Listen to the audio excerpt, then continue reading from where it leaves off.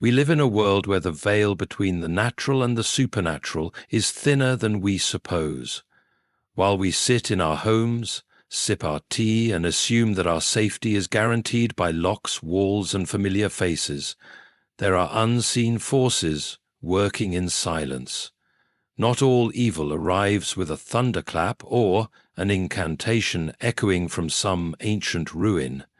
Sometimes evil is domestic. It is subtle, veiled in the ordinary, cloaked in objects we proudly place upon our shelves or hang on our walls. It smiles while we sleep.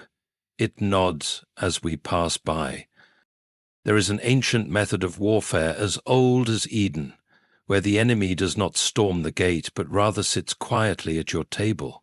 And yes, witches, those who practice the dark arts, whether in robes or disguised by reason and modernity, have long known the power of cursed objects. For to place one in your home is not merely to decorate it with doom, but to invite influence, to open a door. And what is more dangerous than a door you didn't know was open? You must understand, the spiritual world is not made of mist or dreams. It is solid, more real than wood and stone. And the devil, if he cannot enter through your will gladly enter through your ignorance. So tonight I would like to awaken you, not with fear, but with clarity. For the devil delights in the man who says, "I am too wise for superstition," and then hangs a mirror from Babylon on his wall. Let us begin with the first object, the seemingly harmless mask. Perhaps it came from a trip to Africa or a flea market, or was handed down to you with no story at all. And yet, not all masks are mere art. Some were carved in ritual, baptized in blood, kissed by chance. These masks, dear friends, do not wear faces. They carry them. Spirits once invited into them still find warmth in the wood. And now they hang above your fireplace, gathering not dust but and slowly, ever so quietly, peace leaves your home. Tempers flare. Shadows linger. You chalk it up to coincidence, but evil rarely announces itself with brass bands. The second object is the mirror. Not just any mirror, but one from antique shops passed down through generations. In certain lands, mirrors are believed to be portals. It is not nonsense to say that reflections can deceive. Some mirrors do not simply reflect light, they remember. They record pain, absorb anguish, and, if cursed, they become windows, gateways through which spirits may move freely. That old mirror in your hallway, where you've seen flickers in the corner of your eye, that's not your imagination. That's memory made manifest. Evil does not need a throne. Sometimes it simply needs a frame. And what of the third object, the dream catcher? Yes, I know, modern folk have dressed it up as a symbol of peace, of indigenous wisdom. But what most do not realize is that the purpose of a true dream catcher is to filter spirits. And just as a net can be twisted to catch fish, a dream catcher can be reversed. A malicious one does not catch nightmares, it births them. Placed above a bed, it can become a spiritual sieve through which torment pours each night. Why do the dreams grow darker? Why do your children cry in their sleep? You hung the gate above their heads. The fourth object? Crystals. Not those used for honest aesthetic, but those charged, prayed over by hands not aligned with heaven. Crystals are, by design, vessels. They hold energy, absorb vibration, and are often used in rituals. Now, understand me rightly.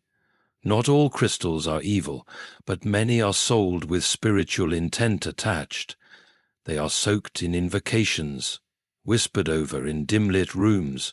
You buy them believing they will bring peace, clarity, healing. But what if they were bathed in rebellion against God? What if you placed not a tool of beauty in your home, but a spiritual magnet? The weight in your home is not psychological, it is atmospheric. Now to the fifth object, and yes, this one may indeed shock you. It is the book, not one filled with tales, but those that carry hidden knowledge, books on spells, esoteric codes, so-called ancient wisdom. They parade as harmless learning, but you must remember, some words are not ink, they are invocation. I have met many who kept such books out of curiosity, pride, or aesthetic, and over time they began to feel followed. The enemy loves to be read. He enters not only through what you believe, but through what you entertain. That book on your shelf may not just be paper. It may be parchment that opened a portal. Be careful what you let your eyes consume. Not every book deserves a reader. Some deserve fire. The sixth object is the idol, perhaps a Buddha statue, a small totem, a figure from Greek mythology. These things are not lifeless art, they are hosts. They were sculpted not as decoration but as thrones. In many cultures, a statue is not a symbol, it is a dwelling place. Spirits do not inhabit statues because they are beautiful, they inhabit them because they were invited.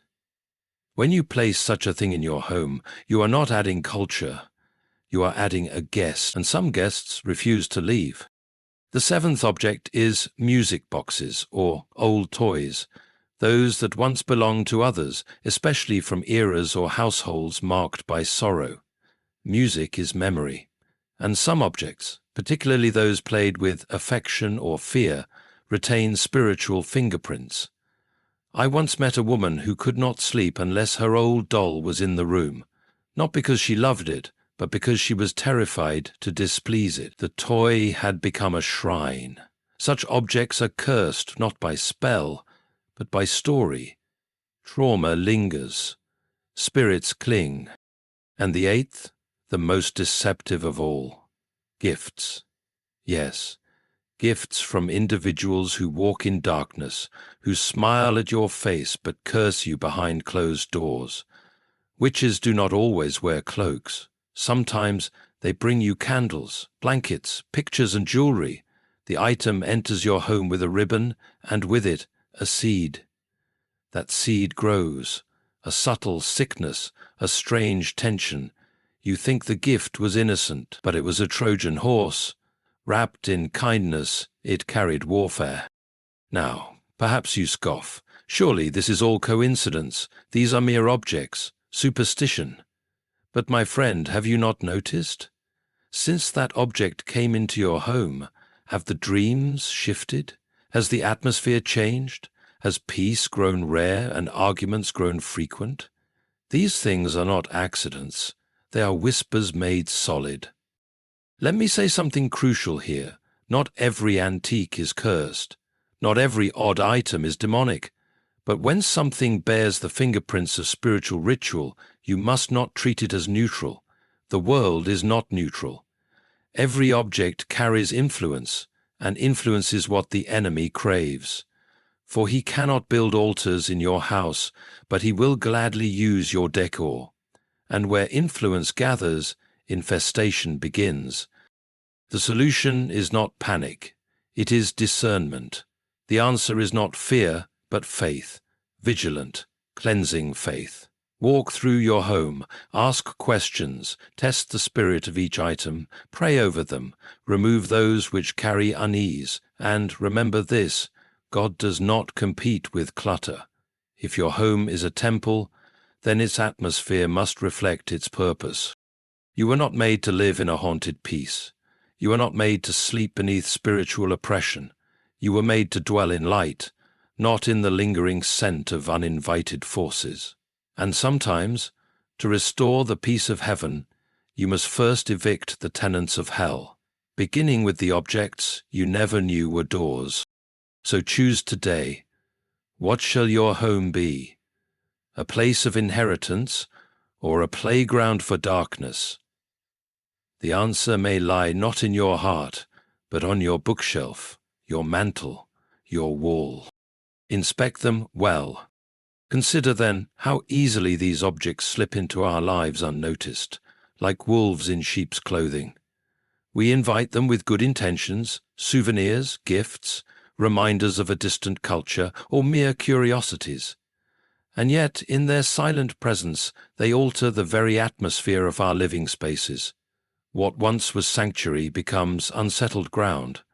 The invisible tides shift beneath our feet, pulling us toward unrest. There is a lesson here about vigilance, not paranoia, but a sober watchfulness, for the spiritual realm is active, and it often wages war in the quietest corners. The enemy knows the power of influence. He does not merely seek to attack from without, but to erode from within. If he cannot overthrow the fortress of your heart, he will seek to poison the environment that nurtures it. You see, the home is more than shelter, it is a spiritual ecosystem. Like a garden, it must be tended. Neglect allows weeds to grow, and weeds choke life. But the weeds that threaten your soul are not always visible. They come disguised as beauty, tradition, or convenience. Yet their root is bitterness, confusion, and destruction. In every age, the battle for the human soul has been fought not only in grand arenas, but in these intimate spaces, the home, the hearth, the bedroom. It is here that faith either takes root or withers, and if your surroundings are permeated with spiritual clutter, it becomes difficult for faith to flourish. Like a seed planted in rocky soil, your spirit struggles to grow. But the good news is that awareness brings power. Once you know the objects that carry darkness, you are no longer their captive. The light of understanding is a weapon stronger than any curse. When you walk through your home with discernment, you begin to reclaim ground. What was once a harbor for darkness becomes a sanctuary of light. Imagine your home as a castle. The enemy has tried to sneak in through the back gate, through that mask, that mirror, that book. But now you are awake, and you stand guard. You cleanse your walls, you remove the hidden traps. You replace fear with faith, suspicion with wisdom, and the fortress stands firm once again. This is not about superstition, but about recognizing that the spiritual is intertwined with the physical. What we allow into our lives shapes the unseen realities around us. It is a profound truth that calls for humility and vigilance. Ask yourself then, what unseen guests have I welcomed? What objects have I placed in my home without thought to their spiritual consequences? It is not enough to live blindly. We must live awake. The power to choose is in your hands. Remove what does not serve life and peace. Fill your space with symbols of hope, of faith, of light. Create an environment that invites blessing, not burden. Because ultimately the battle for your soul is also a battle for your home. It begins with what you allow through your door, what you cherish on your shelves, what you give space to in the quiet hours of the night. Do not underestimate the power of the ordinary made extraordinary by spiritual influence. The mask, the mirror, the book, these are not merely things, they are forces. Stand firm, walk wisely, choose life and light, and let no object become a foothold for darkness in the sanctuary of your home. Now reflect on the subtlety of these objects. Their quiet persistence. They do not demand attention with loud proclamations but work in silence, like a slow poison. The damage they cause is cumulative, often invisible to the naked eye, yet unmistakable to the spirit. You may find relationships strained, health faltering, joy fading, without understanding the cause. And here lies the danger, that we grow accustomed to the malaise, believing it a normal part of life. But what if life is not meant to be lived under such shadows? What if the peace and fullness promised to us are obstructed only by these unseen weights? The answer compels us to scrutinize more deeply, to examine not only our hearts, but the very environment we inhabit. For the spirit and the physical are intertwined in a dance as ancient as creation. Think, too, about the responsibility we bear for the atmosphere of our homes, not only for ourselves, but for those who dwell with us, children, spouses, guests. They are all affected by what we tolerate. When the environment is tainted, the innocence of youth is endangered, and the bonds of love can weaken. This is why the presence of such objects is not a trivial matter, but a profound spiritual concern. And yet there is hope in this knowledge. The enemy fears exposure. His power diminishes in the light of truth. When you confront these objects, when you choose to understand and act, you take back authority. The act of cleansing your home is not merely physical, it is spiritual warfare. It is reclaiming sacred ground. Consider the act of removal, then, not as a loss but as liberation. Each object taken away is a victory won. Each space freed becomes a place for grace to dwell. And grace, unlike any curse, is transformative. It breathes new life into weary souls and restores broken spirits. Imagine your home once more, this time as a garden of light. Remove the stones that block the stream, uproot the weeds that choke the flowers, and tend carefully to what you plant. Let faith be the seed, hope the water, and love the sun. In such a garden, darkness cannot thrive. But vigilance is eternal. The battle does not end with one cleansing. The enemy is persistent, always seeking new footholds. Therefore, continual watchfulness is required. Daily attention to what enters your home, to what you allow to remain in your heart and surroundings. The war is often silent, but no less real. The victories are often unseen, but no less significant. And the prize is nothing less than peace. Peace that surpasses understanding, that guards hearts and minds from the assaults of the unseen. So as you leave here, carry with you the awareness that your home is a sacred battleground, and that you are both its steward and its defender. The objects you choose to display are not neutral. They shape the very air you breathe, the thoughts you harbor, and the spiritual health of those you love. Live wisely, choose carefully, and let your home be a fortress of light amid a world too often shadowed by darkness. In the end, the true power lies not in the objects themselves, but in the choices you make, the wisdom to discern what you allow into your life and home, and the courage to remove what steals your peace. Remember, your sanctuary is a reflection of your spirit. Guard it fiercely, fill it deliberately with light, truth, and love.